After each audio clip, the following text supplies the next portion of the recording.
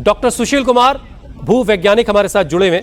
Doctor सुशील, कामचातका जहां पर ये भूकंप आया वहां की तस्वीरें हमने शुरुआत के आगे जो आ गई हैं तबाही की वो दिखाई हैं, लेकिन जरा डॉक्टर साहब ये समझाइए कि जहां पर भूकंप इतनी तीव्रता का आता है उससे कितनी दूर तक का हिस्सा प्रभावित हो सकता है, सुनामी की शक्ल में या किसी और शक्ल में?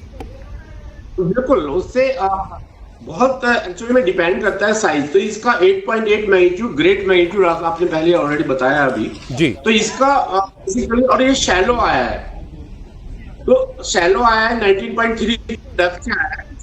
ये तो है ये बहुत सेवरल किलोमीटर्स कैन अटेन। अभी यही कारण है कि जो बेसिकली जो नुकसान के बारे में तो आपका जितने भी हवाई है, अलास्का है, प्लेसेस है, उन्होंने कहा है कि सुनामी आ सकती है। उसका यही कारण है कि सुनामी जो होती है वो डिस्टेंस पर जाकर अफेक्ट होती है। 4 मीटर की सुनामी। डॉक्टर साहब जरा सा अपना सिग्नल जो है, अपने नेट का सिग्नल थोड़ा सा चेक कर लीजिए एक बार प्लीज। आपकी आवाज बीच बीच में बहुत कट रही है, मैं दोबारा आपके पास आता हूं। ये जानना बड़ा जरूरी है कि भूकंप का जहां केंद्र है वहां से कितने दूर तक का इलाका प्रभावित हो सकता है, क्योंकि 4 से 5,000 किलोमीटर का फासला है हवाई का या फिर ग्वाटेमाला का, यूनाइटेड स्टेट्स यानी अमेरिका के उन तमाम तटीय इलाकों का। अगर वहां तक इसका असर जा रहा मतलब ये खतरा बहुत बड़ा है और इसीलिए कहा जा रहा है कि अगले 32 घंटों तक इसका असर दुनिया के अलग अलग हिस्सों में दिखाई देता रहेगा, खासतौर से जापान और अमेरिका तक इसका असर होगा। कामचातका जो रूस का एक इलाका है, रूस का प्रायद्वीप है, वहां पर यह भूकंप आया। 8.8 तीव्रता का भूकंप हिंदुस्तान के वक्त के मुताबिक सुबह 4:55 पर यह भूकंप आया और इसके बाद से अब जापान में एक तरह का डर का माहौल है। सुनामी का खतरा जापान में इस वक्त मंडरा रहा है। जापान में भूकंप के तेज झटके भी इसके महसूस किए गए। करीब 250 से 300 किलोमीटर के फासले पर जापान का जो एक हिस्सा है उसकी शुरुआत हो जाती है। अब एक एयरपोर्ट की ये तस्वीरें आप देखिए, यहाँ पर कुछ नुकसान भी हुआ है और लोग घबरा करके जो ओपन एरिया है, जो खुला हुआ हिस्सा है, उसकी तरफ भागे। और ये रूस में किसी एक घर के अंदर की तस्वीरें आई, किस तरह से घर के अंदर का सामान बुरी तरह से हिल रहा है। और ये वो पहली तस्वीरें हैं जो बता रही हैं कि कितनी तबाही हुई है या हुई होगी। जो तस्वीरें अभी आने बाकी हैं, लेकिन इस इलाके में आबादी बहुत ज़्यादा नहीं है। करीब 1.5 लाख से 1,80,000 के आसपास की आबादी इस इलाके में बसती है।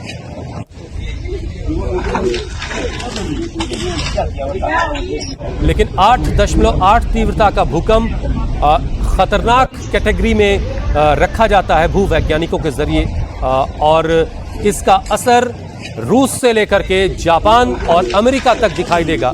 अगले 32 घंटों तक के लिए तकरीबन 4 मीटर तक ऊंची लहरें समंदर में उठ सकती हैं और ये समंदर की ऊंची लहरें जब तटीय इलाकों से टकराएंगी तो कैसा नुकसान कर सकती हैं, किस तरह के हालात पैदा हो सकते हैं, इसकी तस्वीरें हमने पहले देखी हैं। और इसी वजह से अमेरिका के राष्ट्रपति प्रेसिडेंट ट्रंप ने भी अपने लोगों के लिए एक पोस्ट के जरिए सावधान रहने की उन्होंने अपील की है उन तमाम इलाकों के लिए, लोगों के लिए जो तटीय इलाकों में बसते हैं।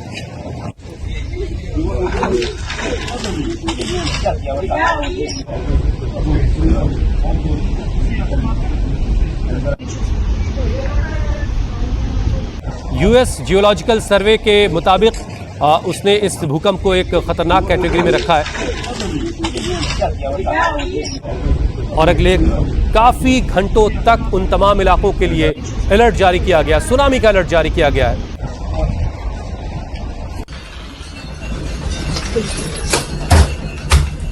जापान ने पिछली जो सुनामी देखी तो उसमें भयानक तबाही। ये एक और घर की तस्वीरें देखी आई है। लोग धीरे धीरे जो शेयर कर रहे हैं सोशल मीडिया पर, एक्स पर या दूसरे प्लेटफॉर्म्स पर, वो तस्वीरें हम आप तक लाने की कोशिश कर रहे हैं। कितनी तेजी से घर का सामान सब हिल रहा है और जाहिर है घर के लोग इस भूकंप के बाद उन पर क्या गुजरी होगी और वो सब के सब ओपन एरिया की तरफ भागे। अब रूस के बाद अब जरा ये जापान का हाल देखिए। जापान की एरियल व्यू तस्वीरें आप जो तट पर जो लहरें आ रही हैं उनकी रफ्तार को महसूस करने की कोशिश कीजिए। अभी इनकी ऊंचाई कम है, लेकिन बता रहे हैं वैज्ञानिक कि इनकी ऊंचाई और वक्त जैसे जैसे गुजरेगा इनकी ऊंचाई और बढ़ेगी, ये लहरें और ख़तरनाक हो सकती हैं और जापान को नुकसान पहुंचा सकती है उन इलाकों को जापान के जो तटीय इलाके हैं।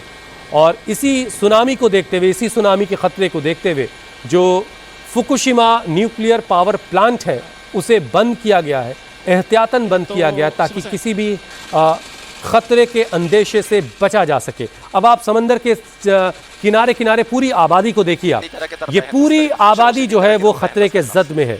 अगर समंदर में 3 से 4 मीटर ऊंची लहरें उठती हैं तो आप समझिए कि ये समंदर का पानी रिहायशी इलाकों तक घुस जाएगा और कहां तक जाकर के किस तरह का नुकसान करेगा, ये इसका अंदाज़ा आप लगा सकते हैं। और इसी खतरे को देखते हुए लोगों को अलर्ट कर दिया गया है और लोग अपने घरों की छतों पर आ गए हैं ताकि अगर पानी आता है तो वो खुद को और अपने अपनों को बचा सकें इस सुनामी के खतरे से, इस बढ़ते हुए पानी के लेवल से।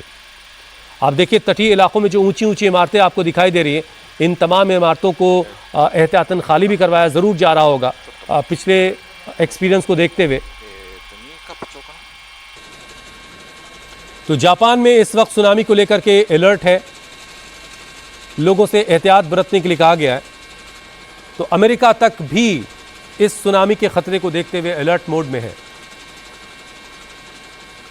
एक बार फिर से हम चलते हैं न्यूज़ रूम, मेरी सहयोगी ज्योत्सना के पास। ज्योत्सना, और कोई अपडेट मिल रहा है आपको?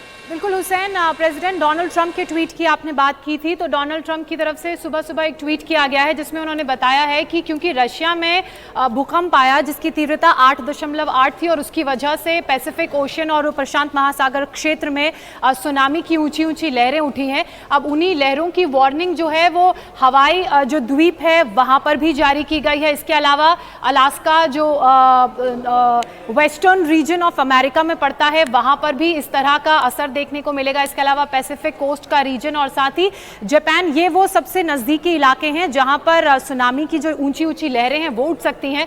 अब मैं आपको ज्योत्सना जरा मैप दिखाइए और बताइए कि जो तटीय इलाके हैं जापान के, उन इलाकों के लिए जापान ने क्या उन इलाकों को इवैक्यूएट, वहां के लोगों को खाली करने के लिए इलाके को कह दिया ताकि वो किसी भी आने वाले खतरे से खुद को बचा सकें? किस तरह के कदम उठाए जा रहे हैं? बिल्कुल, जापान की तस्वीरें सबसे पहले हम आपको दिखाते हैं। ये देखिए, ये वो सेंटर है, पॉइंट है जहां पर भूकंप आया था रशिया में। इसके अलावा अगर यहां से सीधे आप नीचे की तरफ आएंगे, ईस्ट की तरफ, तो यहां पर ये जापान का इलाका पड़ता है जहां पर भूकंप की चेतावनी जापानी सरकार की तरफ से भी जारी की गई है। इसके अलावा क्योंकि ये समुद्र से बिल्कुल जुड़ा हुआ इलाका है हुसैन, तो ऐसे में इस बात का भी ध्यान रखना होगा कि सुनामी की जो ऊंची ऊंची लहरें हैं वो यहाँ पर भी उठ सकती हैं। और जिस हिसाब से इंटेंसिटी इस भूकंप की रही है तो लगभग 12 से 13 मीटर ऊंची लहरें यहाँ पर उठ सकती हैं। ये आप जापान का इलाका देख रहे हैं, इसको मैं और जूम करके दिखा रही हूँ। बिल्कुल ये नज़दीक आपको नज़र आ रहा होगा, ये प्रशांत महासागर है उससे बेहद नज़दीक है। इसके अलावा एक बार यूएस का रुख कर लेते हैं। यूएस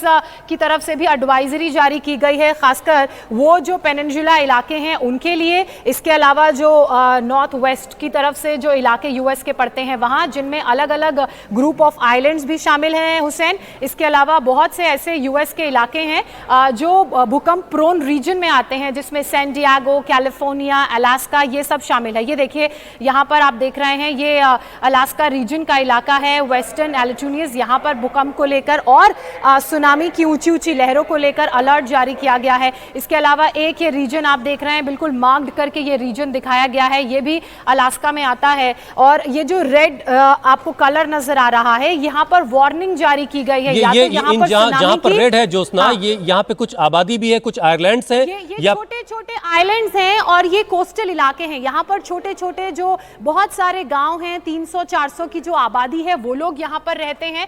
लेकिन ऐसा नहीं है कि ये बहुत पॉपुलेटेड है, लेकिन बहुत ज्यादा संख्या में है, डीक्लटर्ड है, लेकिन आबादी यहाँ पर रहती है, उनके लिए ये वार्निंग जारी की गई है। ज्योत्सना, मैं यूएस से ऊपर कनाडा को देख पा रहा हूँ और कनाडा का जो वेस्टर्न एरिया है वो भी तो उसके तटीय इलाके, क्या आबादी वहां पर नहीं है? कनाडा ने क्या किस तरह के कदम उठाए हैं? वहां से भी कुछ अलर्ट की खबरें हैं? जाहिर सी बात है, जब इतनी इंटेंसिटी का भूकंप आता है तो सरकारों की तरफ से तो अलर्ट जारी किया जाता है। और भूकंप और सुनामी की स्थिति में हुसैन होता क्या है कि सरकार अपनी तरफ से अलर्ट जारी करती है, लोगों से कहती है कि आप अपने घरों को छोड़ दीजिए, किसी सुरक्षित जगहों पर चले जाइए, क्योंकि समुद्र के किनारे वैसे भी जिस तरह से ऊंची ऊंची लहरें उठती हैं और अब क्योंकि भूकंप के बाद जो सुनामी की हाई वेव्स हैं वो भी उठ रही हैं, उसी को देखते हुए कनाडा हो, चाहे अमेरिका हो, जापान हो, और आप बिल्कुल डाउन साउथ की तरफ जाएंगे जाएंगे तो ऑस्ट्रेलिया तक में इसका इंपैक्ट देखने को मिल रहा है। रशिया बहुत ऊपर है और प्रशांत महासागर की दूसरे छोर पे आपको ऑस्ट्रेलिया नजर आता है कॉन्टिनेंट, और अगर वहां तक अलर्ट है तो आप इंटेंसिटी समझ सकते हैं। और ये अलर्ट इसलिए भी ज्यादा है क्योंकि समुद्र में लगभग 19 किलोमीटर नीचे इसका जो सेंटर पॉइंट है वहां पर भूकंप के झटके महसूस किए गए हैं और 8.8 की तीव्रता का ये भूकंप है, तो उसका इंपैक्ट जो है एक बड़े रीजन में देखने को मिल रहा है।